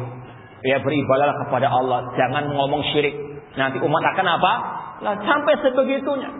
Bahkan mereka mengatakan jangan ngomong ini kafir, ngomong saja non muslim. Itu ada, bukan dari orang luar, orang dalam. Kenapa? Banyak mengumpulkan massa seperti kelompok Harokah. Ini virus Harokah, virus kelompok-kelompok Harokah yang menular kepada sebagian dai-dai kita. Inginnya apa? Menarik massa sebanyak-banyak. Ini fitnah akhir zaman. Dakwah salafiyah mengutamakan kuantitas daripada kualitas. Jangan kualitas ditinggalkan, kuantitas yang dikejar. Meskipun kita nggak menafikan kuantitas itu penting. Cuma jangan digadekan kualitas gara-gara apa? Kuantitas. Kalau seperti itu apa bedanya kita dengan al-bidah? Inginnya apa? Menarik massa sebanyak-banyaknya, dakwanya nggak karu-karuan. Naudzubillah min dzalik. Nggak mau dakwah tauhid, nggak mau dakwah as-sunnah, nggak mau berantas syirik dan bid'ah. Karena apa? Ingin aman, ingin apa? Menarik massa sebanyak-banyaknya. Naudzubillah min dzalik. Maka sekali lagi ini harus kita apa? Pahami alon-alon asal kelakon, namun di atas tuntunan Rasul dan para sahabat Rasul sallallahu alaihi wasallam. Ini juga bagi antum yang sudah istilahnya kecanduan medsos, ikut grup sana, grup ini, mungkin bisa sampai ya ikut 10 grup WA. Ya, Masya Allah, hidupnya dengan apa? WA. Rasanya mati kalau nggak pakai WA. Naudzubillah min dzalik. Ya, waktunya habis dengan itu. Maka ini juga bentuk fitnah di akhir zaman. Hati-hati. Ya, antum harus apa? Ta'anni. Sebagaimana kata Abdullah bin Mas'ud radhiyallahu anhu, beliau mengatakan satakunu umurun mustabihat. Nanti akan muncul di akhir zaman perkara yang samar-samar. Alaikum bitu ada. Wajib bagi kalian untuk berhati-hati, alon-alon. Ya, innaka intakun ya tabi'anil khairi khairun laka min antakuna rasan fisyar. Lebih baik engkau menjadi ekor kebenaran daripada menjadi kepala kebatilan. Ya, mungkin orang banyak nggak suka dengan ekor, namun selama itu ekor kebenaran lebih baik daripada menjadi kepala pahlawan kebatilan. Ya. Terkadang ada orang yang seperti itu. Kita kalau di medsos itu katanya apa? Gatal tangan kalau nggak komen. Betul nggak? Ngaku ya. Ya. Kadang ada ya pengumuman kajian. Langsung kadang kalau kita nggak nge-share, apalagi inginnya apa? Saya harus menjadi pahlawan medsos. Yang harus pertama nge-share dulu. Nggak diteliti dulu itu pengumuman kajian siapa? Ahli sunnah atau ahli bidah? Ya. Ini sangat kita apa? Sayangkan. Kadang jemaah kita bahkan lebih dari itu yang berstatus ustaz. Kadang apa? Nggak tanya ini ustaznya siapa, pengajiannya ini. Langsung di-share begitu saja.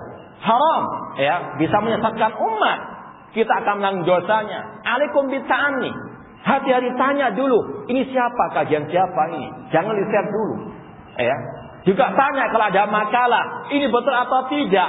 Ada ceramah, meskipun orangnya ngetren di mana-mana, tanya kepada yang ahlinya, boleh nggak di-share dan seterusnya. Ya, hati-hati alon-alon. Ya, jangan asal apa modal semangat, namun akan lebih bermadarat kepada kita juga kepada dakwah. Nah, kemudian yang keempat,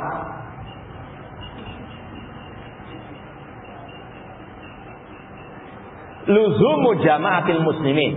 Ya. Yaitu berpegang teguh dengan jamaah kaum muslimin.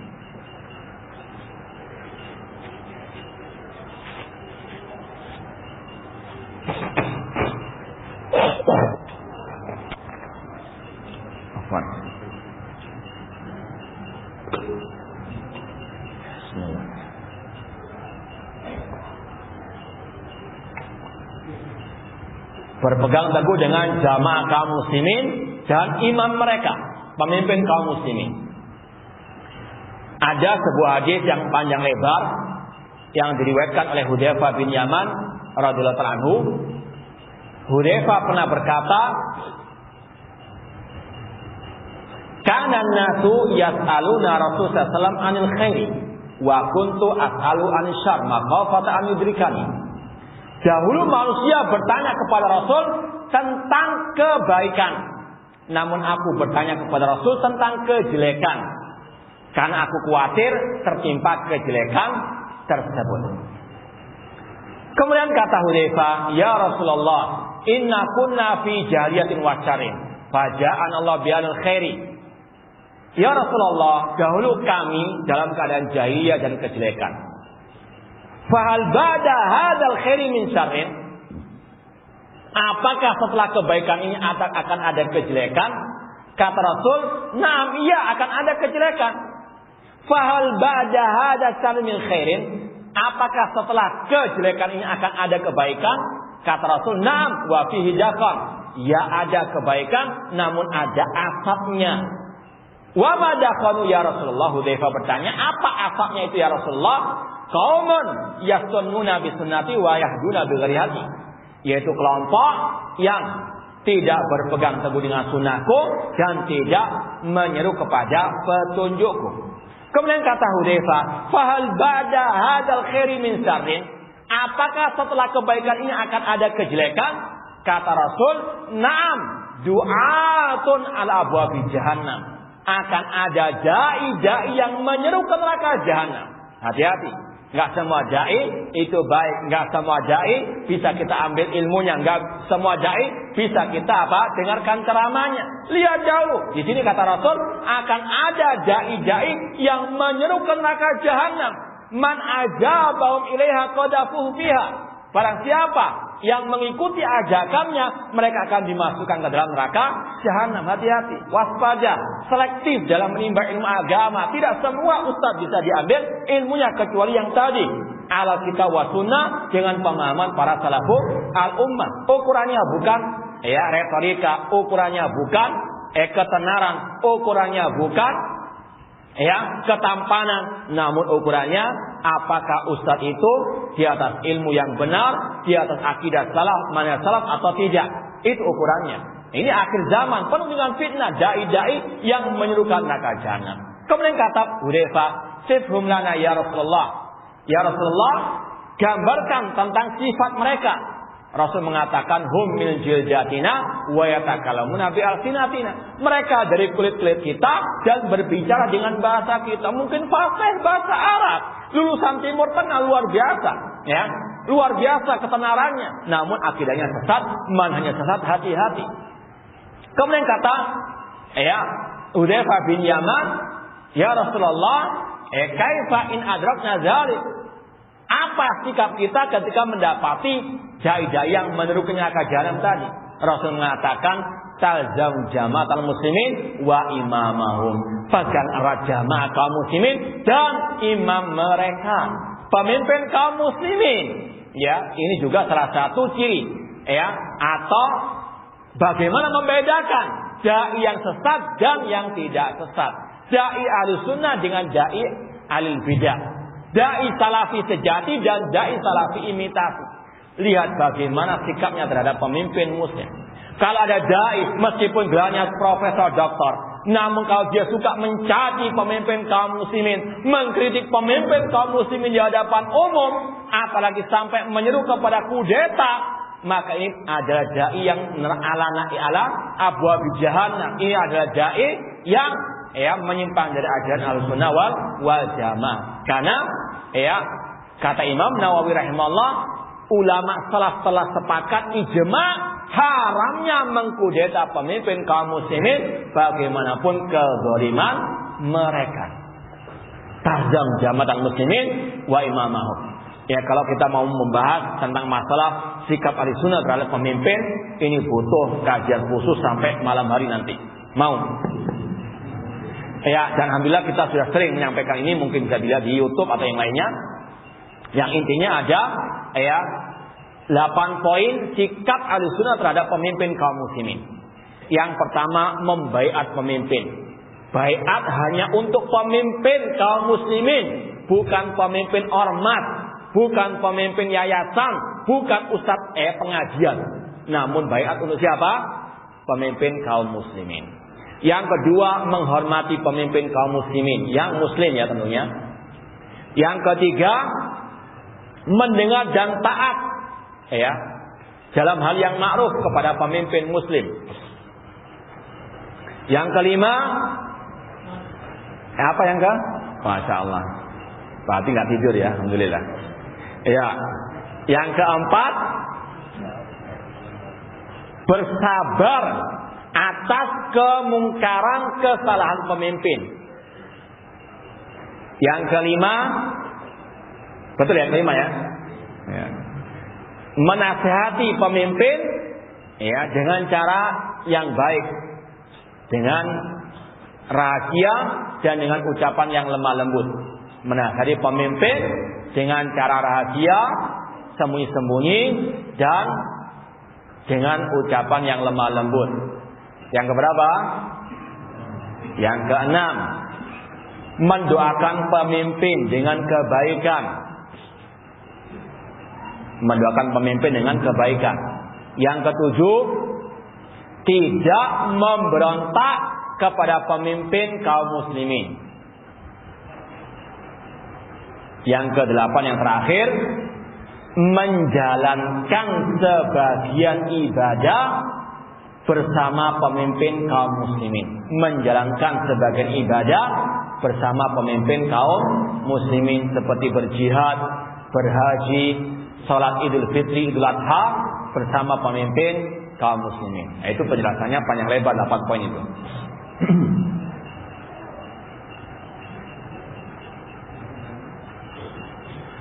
Boleh nambah atau cukup? Kita janjinya 9:30. Ini sudah 9:10 lewat. Cukup? Cukup ya? Ya, yang terakhir saja, ya, yang terakhir saja. Ya, cara menghadapi fitnah akhir zaman, banyak berdoa kepada Allah Subhanahu wa taala.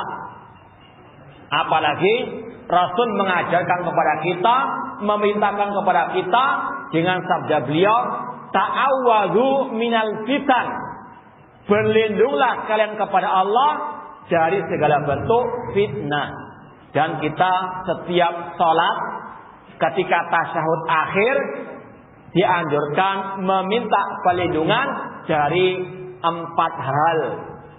Allahumma inni a'udzubika min azabi jahannam wa min azabi al-qabr wa min fitnati al-mahya wal mamat. Ini intinya. Dan kita berlindung kepada Allah dari fitnah kehidupan dan kematian. Wa min fitnatil masihi ad-dajjal. Banyak-banyak mohon perlindungan kepada Allah, minta keistiqomahan, ketetapan kepada Allah. Ya muqallibal qulub tsabbit qalbi ala dinik. Rabbana la tuzigh qulubana ba'da idh hadaitana wa hab lana min ladunka rahmah innaka antal wahhab. Ya musarrifal qulub sarrif qulubana ala taatik. Minta selalu perlindungan kepada Allah dari kesesatan, dan mohon kepada Allah keistiqomahan. Semoga Allah Subhanahu wa taala menyelamatkan kita dari segala bentuk fitnah di dunia maupun di akhirat, dan semoga Allah memberikan kepada kita keistiqomahan di atas akidah dan manhaj salaf sampai akhir hayat kita nanti.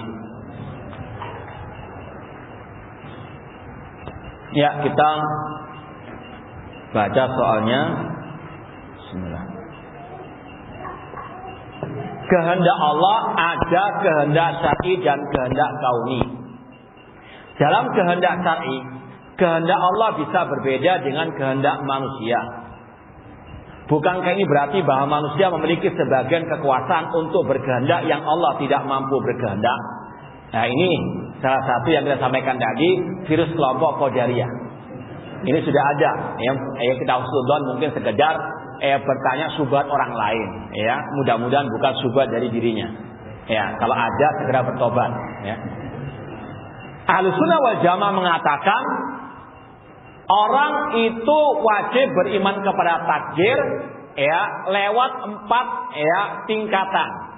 Yang pertama, meyakini semua terjadi dengan ilmu Allah. Allah mengetahui apa yang telah terjadi, apa yang sedang terjadi, apa yang belum terjadi, bahkan yang tidak terjadi Allah tahu bagaimana kalau terjadi dan bagaimana kejadiannya. Yang kedua, mengimani tentang Alkitabah, catatan takdir. Semua yang terjadi itu telah Allah tulis dalam Lauhul Mahfuz. Seperti sekarang ini, ya, berapa jumlah yang hadir, berapa yang tidur, yang ngantuk, yang konsentrasi, itu sudah ada di dalam Lauhul Mahfuz, ya, sudah tertulis. Yang ketiga, mengimani masyiat Allah. Semua terjadi dengan kehendak Allah. Allah mengatakan, wa ma tasyauna illa an yasha'allahu rabbul alamin. Tidaklah kalian berkehendak kecuali Allah berkehendak. Ya, kita datang ke sini memang ada kehendak kita. Cuma kalau Allah nggak berkehendak, nggak mungkin kita datang ke sini. Makanya ketika kita mendengarkan kumandang azan, muadzin mengatakan hayya 'alas shalah. Apa jawaban kita? La haula wala quwata illa billah. Seandainya antum berkehendak, kalau Allah nggak berkehendak, nggak mungkin sampai. Karena apa? La haula wala quwata illa billah. Tidak ada daya kekuatan kecuali dengan pertolongan Allah Subhanahu wa taala, ya. Demikian pula ketika orang itu berbuat maksiat, ya. Ketika orang berbuat maksiat, dia ada kehendak, pilihan antara iya dan tidak, ya, berbuat maksiat tersebut. Ketika dia memilih berbuat maksiat, itu juga Allah menghendaki. untuk Allah memberikan pelajaran kepada orang tersebut. Ya, itu Allah kehendaki. Namun tidak semua kehendak Allah cinta. Contoh dalam kehidupan manusia. Walillahil masal a'la. Allah memiliki perumpamaan yang lebih tinggi. Orang yang dia kena sakit diabetes, luka parah, ya, misalnya di tangannya luka parah. Dokter mengatakan wajib diamputasi, kalau tidak akan menular.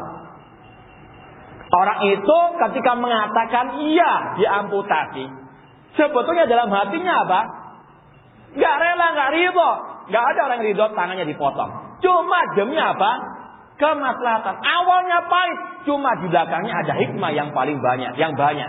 Demikian pula Allah ketika mentakdirkan manusia berbuat maksiat, itu dengan kehendak Allah, ya. Allah berkehendak orang itu berbuat maksiat, ya. Dan Allah punya hikmah di balik maksiat tersebut, ya. Contoh kata para ulama, iblis sumber kejelekan. Namun tidak adanya iblis, ya, itu lebih jelek daripada adanya apa? Iblis. Adanya iblis, diciptakannya iblis, padahal Allah tidak suka dengan iblis. Itu banyak hikmahnya. Artinya apa? Semua takdir Allah lebih banyak baiknya daripada apa? Jeleknya. Makanya tidak boleh kita menyandarkan kejelekan kepada Allah. Wa syarru laisa ilaik. Rasul mengatakan kejelekan tidak boleh disandarkan kepadamu ya Allah. Kata para ulama, di antaranya Al-Imam Ibnu Qayyim dalam kitabnya Madarijus Salikin dan juga Syiful Alil tentang takdir, beliau mengatakan banyak hikmah diciptakannya iblis. Dengan adanya iblis ada orang kafir, ya. Kalau nggak ada iblis nggak ada orang kafir, nggak ada orang maksiat, ya. Sedangkan dengan adanya orang kafir ada jihad, perang. Kalau nggak ada orang kafir mau perang sama siapa? Ya? Sedangkan jihad zirwatu sanamil Islam, tulang punggung Islam. Banyak keutamaan jihad. Kalau nggak ada orang kafir, nggak ada apa? Jihad. Kalau nggak ada iblis, nggak ada orang kafir. Ini hikmah, salah satu hikmahnya. Maksiat juga demikian. Ya. Allah ketika menciptakan, Allah menghendaki orang itu berbuat maksiat, ada hikmahnya. Di antaranya, banyak orang yang lebih baik, ya, ketika dia setelah berbuat kejelekan, dibandingkan yang dari awal nggak pernah berbuat jelek. Al-Imam Ibnu Qayyim rahimahullah mengatakan, kam min hasanatin tudkhilu sahibaha al-nar. Berapa banyak kebaikan yang mengantarkan orang kepada api neraka.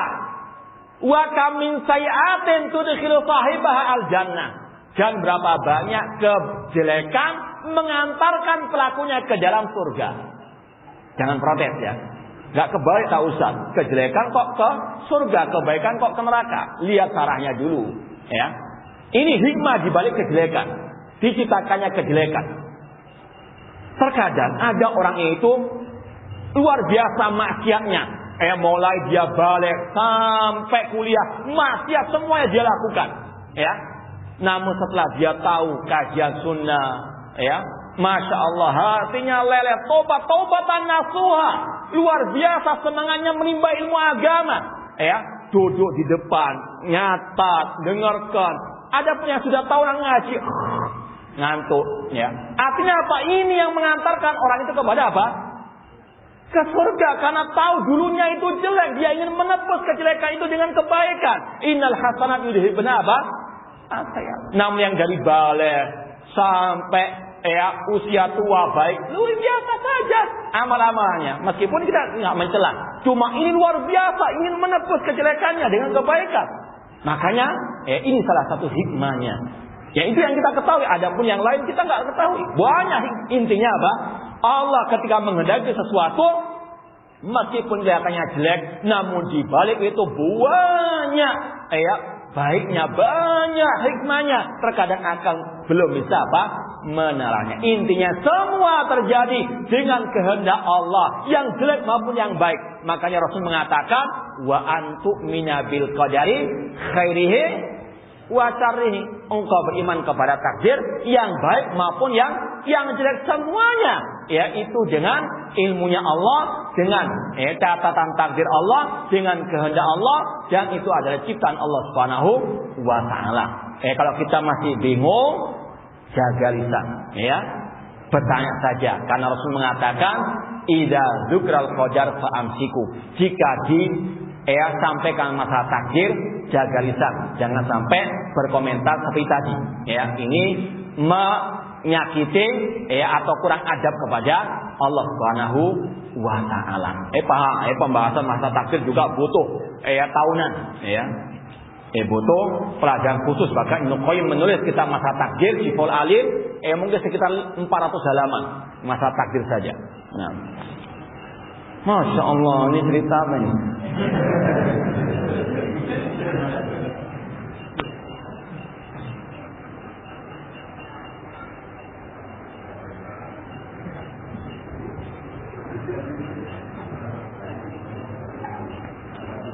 Ya, ini ada kelompok yang katanya berpegang teguh dengan Al-Quran dan Sunnah.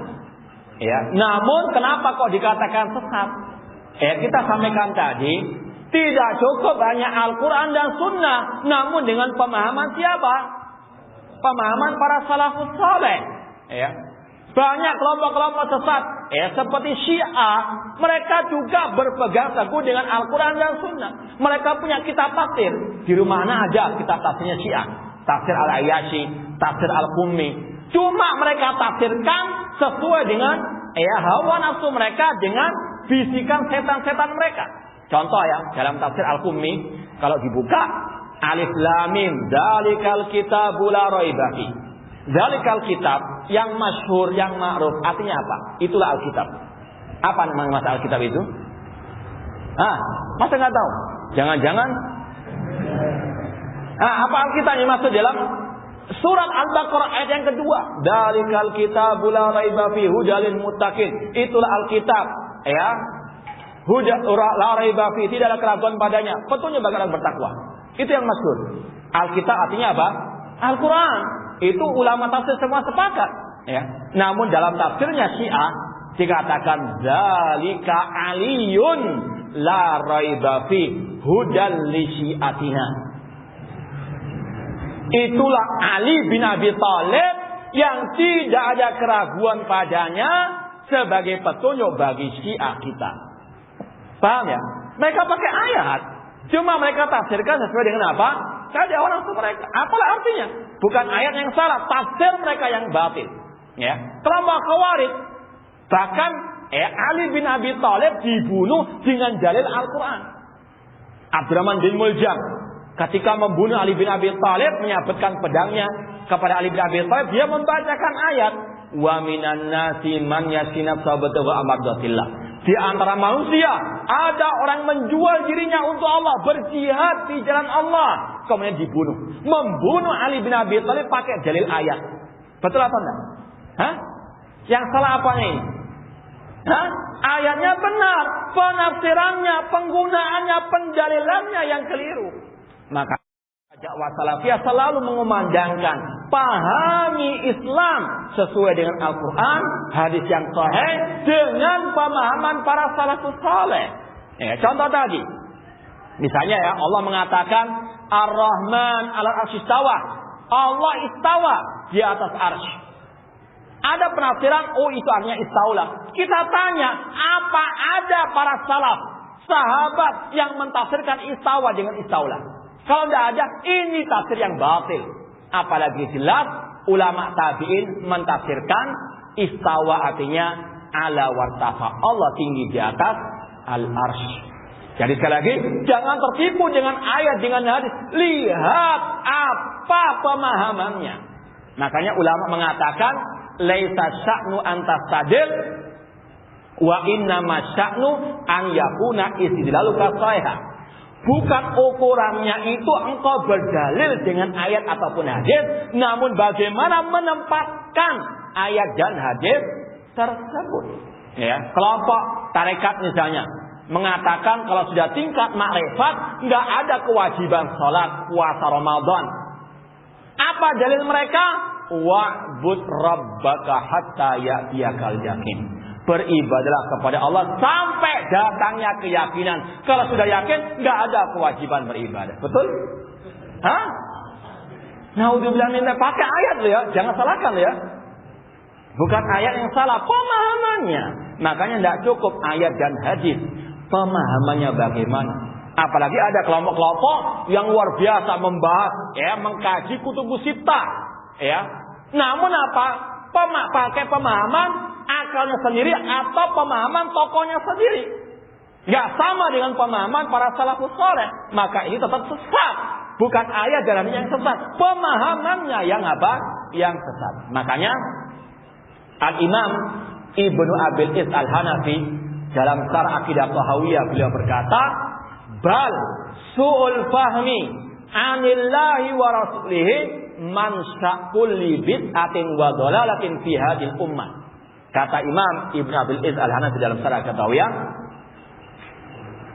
salah memahami, seperti tadi, gagal paham, salah memahami ayat dan hadis itu sumber kesesatan dan kebid'ahan di tengah umat. Inilah fitnah akhir zaman yang sangat dahsyat. Orang nggak tahu kalau mereka salah, karena apa?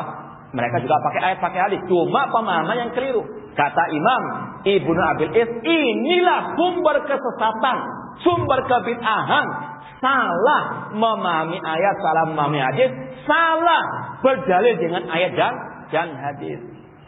Kemudian beliau juga mengatakan, wahal kharajatil khawarij wa tazatil mu'tazilah wa rafatil rawafid wa farakatil ummah ila salasin wa sajiyah firqah illa bi ta'wilil fasid.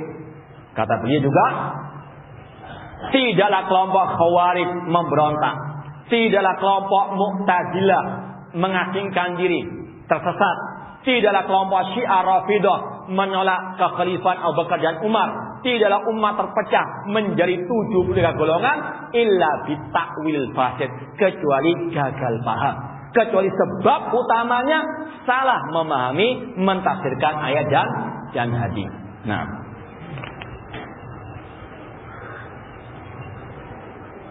ada yang mengatakan bahwa Talq bin Habib adalah ulama dari Mu'tazilah. Apakah ini benar? Tidak benar.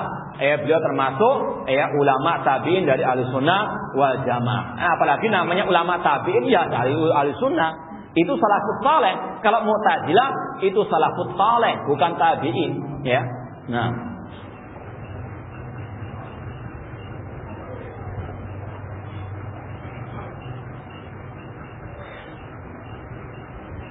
apa hukum mengarak patung? Ini adalah budaya orang-orang al-musyrikin. Apalagi jelas di situ ada unsur memberikan sesajen atau memberikan persembahan kepada patung-patung tersebut. Islam berlepas diri daripada agama syirik tersebut.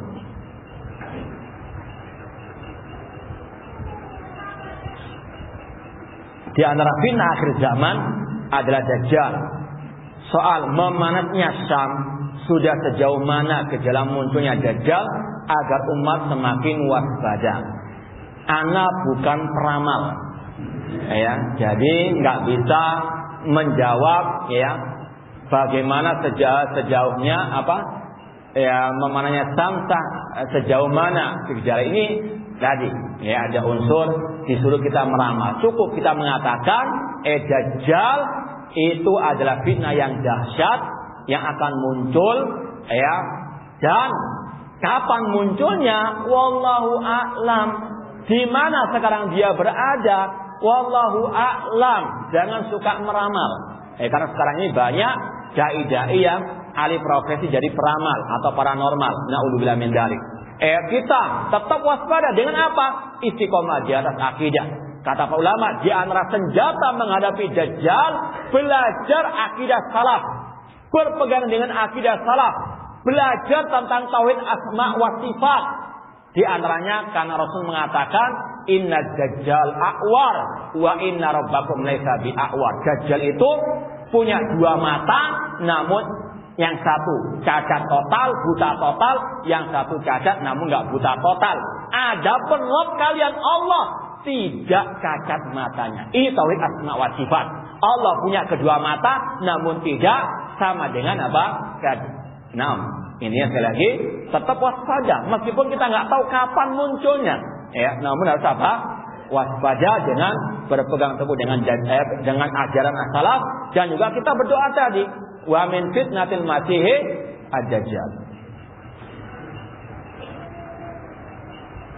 Bagaimana sikap seorang penuntut ilmu atau baru mengenal sunnah agar bisa istiqomah dan siap menghadapi fitnah akhir zaman ini apabila kita dicaci maki karena perubahan kita, bahkan orang tua pun mencaci maki kita. Tadi pegang erat beberapa poin tadi, ada 5 ya. Ya, yang pertama tadi apa? Taqwallah. Yang kedua, luzumul kita wa sunnah ala fahmi salafil ummah. Yang ketiga, alan awal asal kelakon ya. Yang keempat, berpegang teguh dengan jamaah dan pemimpin kaum muslimin. Dan yang kelima, banyak berdoa kepada Allah. Kemudian kalau kita tambahkan di antara kiat untuk istiqomah, ikhlas dalam beribadah kepada Allah. Itu meskipun sudah masuk ke dalam poin taqwallah azza wa jalla tadi. Kemudian ditambah dengan mencari teman, sahabat dekat yang saleh, yang di atas al-istiqomah. Ya, itu kata ulama, kata orang Arab, as-sahib sahib. As-sahib sahib. Sahib teman, itu sahib bisa menarik kepada kebaikan atau kepada apa? Kejelekan. Hati-hati cari teman, harus selektif. Tidak semua bisa kita jadikan teman akrab atau sahabat dekat. Cari yang memang di atas akidah yang sahih, yang selalu bersama kita di kala suka dan duka.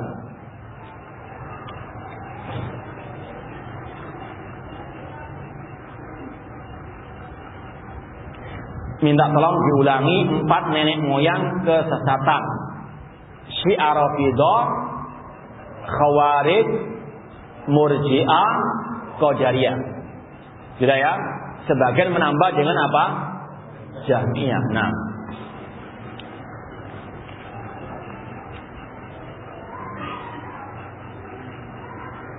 kalau ada ustaz berbanyak salat tetapi menghalalkan jimu, apakah masih boleh diikuti? Jangan, nanti antum diajak jimu.